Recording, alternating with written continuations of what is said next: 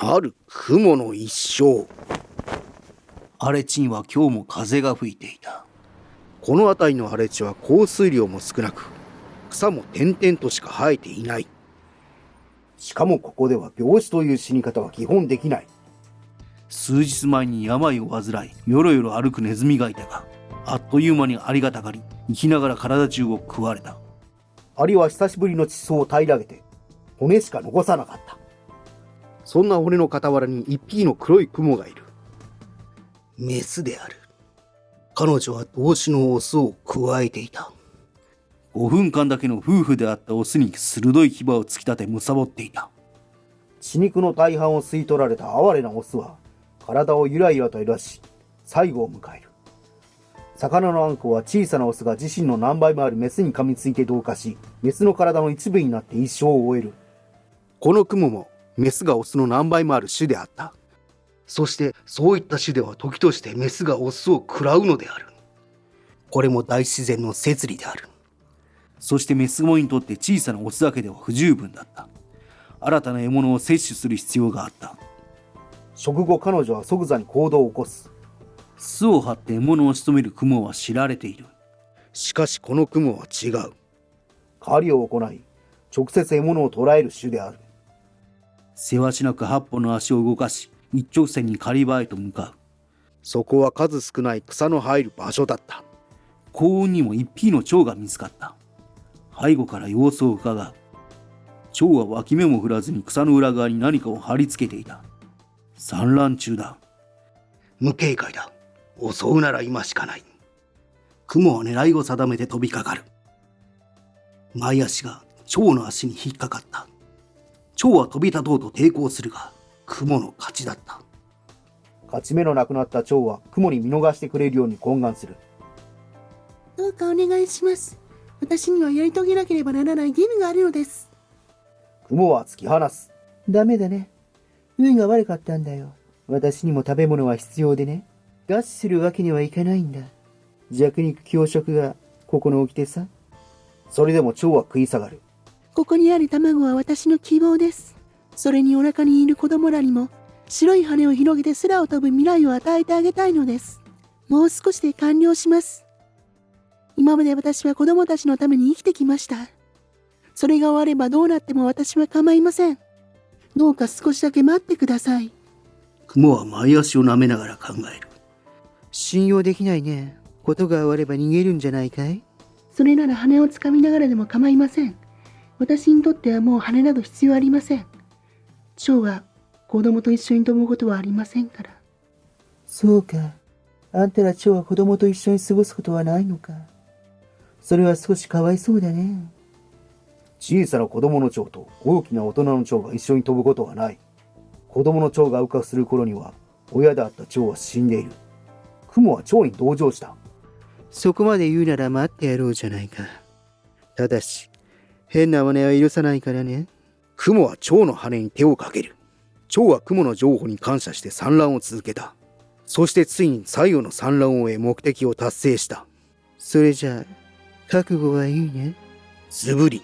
雲は蝶の体に深々と牙を突き立て、消化液を注入する。そうやって蝶は生きながら食われるのだ。見ることのない私の子供たち、立派に生きるんだよ。綺麗な白い羽で空を飛ぶんだよ。世界には光が溢れているよ。きっといいことが起きるから、早く卵から出てきてね。そうやって蝶は消化されていった。少々時間が経過する。その間、雲は獲物らしい獲物を口にできなかった。この荒れ地では肉食動物が口にできる獲物が極端に不足している。背に腹は変えられぬ。もう少し今回は捜索範囲を広げざるを得ない。雲は獲物を求めて荒れ地を進んだ。そこは雲が訪れたことのない白い砂場だった。しかも小高い盛り土のような場所で、周囲に何もなく、大食が目立った。そんな雲に背後から近づく何者かがいた。やがて何者かはチュンチュンという声を響かせる。うかつだった。視界の端に鳥を捉えた雲は一目散に逃げる。人間からすれば可愛い小鳥であった。しかし雲からすれば強大な捕食者である。せわしなく足を動かし逃げ道を探す。ただいくら足を動かそうとも雲の足の長さでは進める距離に限界がある。みるみる距離が詰められる。くちばしが当たれば即死して生きながら食われることがない。しかしその後の運命は変わらない。丸飲みされた後、胃液に溶かされ今日中に負になるだろう。雲は逃げ込める場所を必死で探した。そこは安全なのかなと考えていられなかった。ここまで近づかれては襲われる寸前に飛んで逃げるしかない。それもどこまで通用するのか。バン。ついに鳥のくちばしが雲をめかけて振り下ろされる。鳥の強襲をジャンプ一番かわすと、雲は岩に飛びついた。くちばしを鋭く岩に打ちつけながら鳥は何度も雲を襲う。簡単に捕まってたまるか。私は生き延びなきゃならないんだ。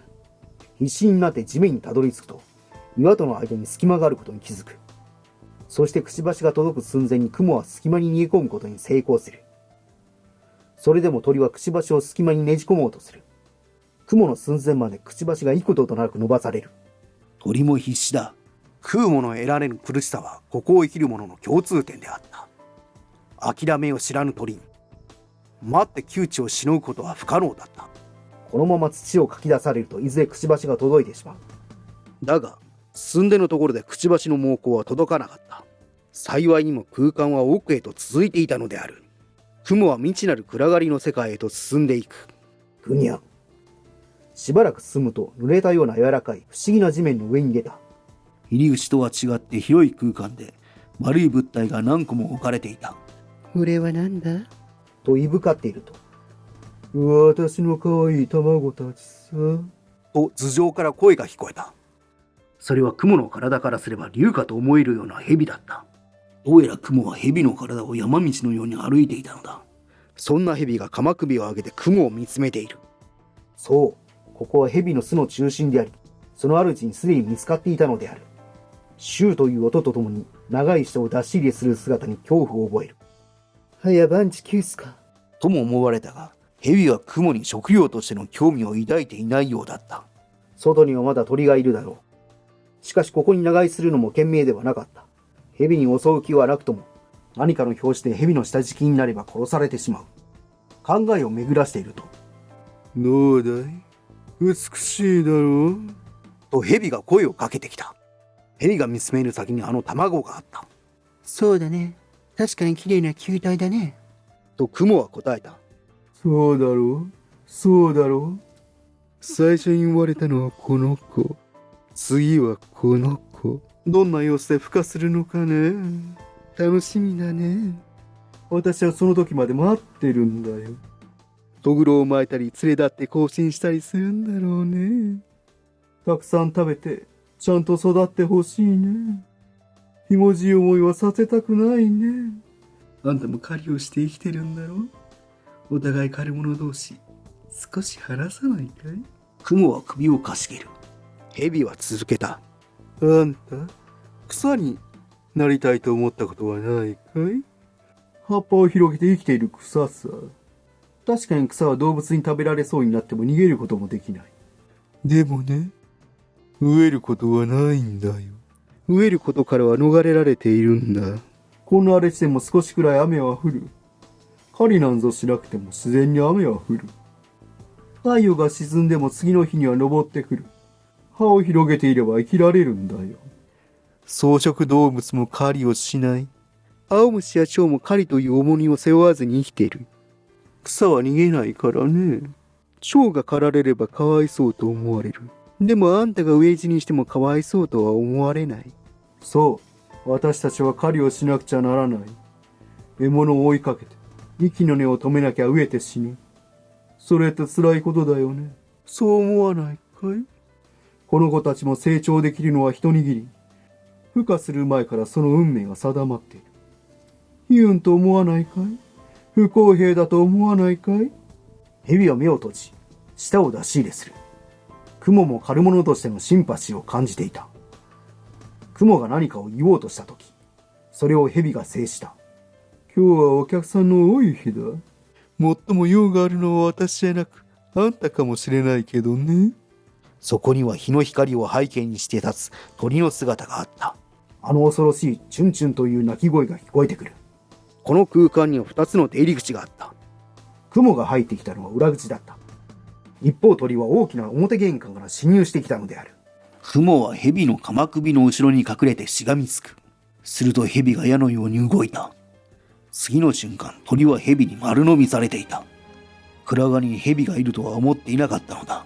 巣の外では飛んで逃げることができたかもしれない。食欲に突き動かされた鳥は窮地に進んで入ってきたのである。雲はそっと蛇の背から降りた。おいとまするのは今が一番良いだろう。鳥が蛇の口の中にある間は安全であるのだ。雲は表玄関に向けて歩き出す。その先に負にたかる灰を発見した。狩りの時間である。月日は移ろい、季節は変わる。荒れ地にも時の移ろいは現れる。雲は月の明かりを見上げていた。あんた、綺麗な月だね。いよいよ明日だよ。託された私の役目も完了さ。もう狩りなんぞしなくて済むんだ。今まで長かったんだよ。鳥に食べられそうにもなったんだ。それでもちゃんと生き抜いたよ。褒めておくれよ。守ったんだよ。荒れ地に吹く風は心地よく、狩りの日々を忘れさせた。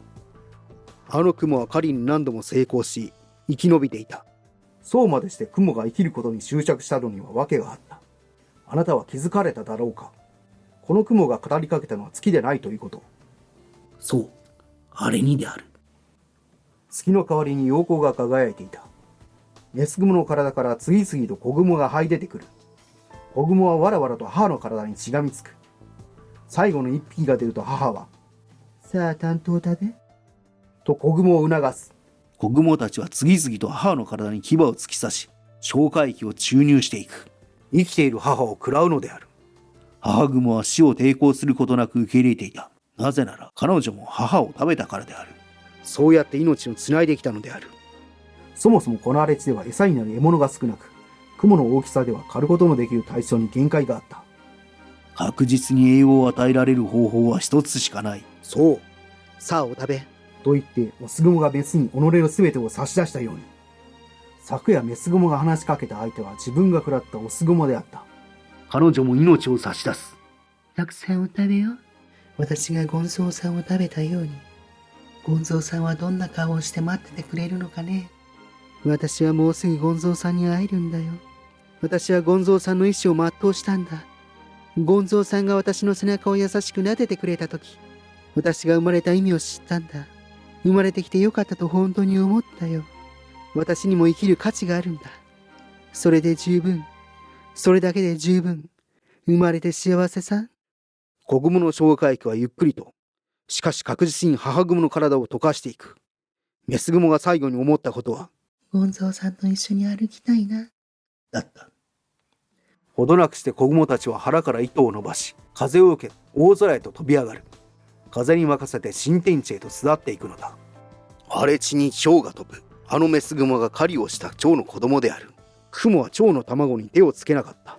雲が蝶に同情したのも事実である。蝶の卵を食べても腹の足しにならないと判断したのも事実である。ただ、捕食者が食べ尽くしてしまうことはないのかと考えたことがないだろうか。母雲が全てを食べ尽くせば、次の世代の雲は食べることができない。蝶も雲も鳥も蛇も皆が死ぬ。あの雲が見逃したものは人から見れば卵かもしれない。しかし卵から孵化した青虫は雲の糧となる。母雲から見ればこの世代に残した糧である。次の世代の花向けなのだ。世界はそうやってバランスが保たれ、次の世代がつながるように作られている。多くの子供たちが生きていけるように。誰かの死は誰かのせいである。そうやって食物連鎖は続いていく。神は生きろという。生きるということは食べるということ。食べるということは殺すということ。ただ一つ言えることがある。親は子を産み育てるために食べる。それも次の世代が続いていけるように食べるのである。それが動物の生きるということ。動物として生まれたならば、食べることは避けられぬ。その運命から逃れられるとき、食べるという罪から解放されるときは、神に召されるときである。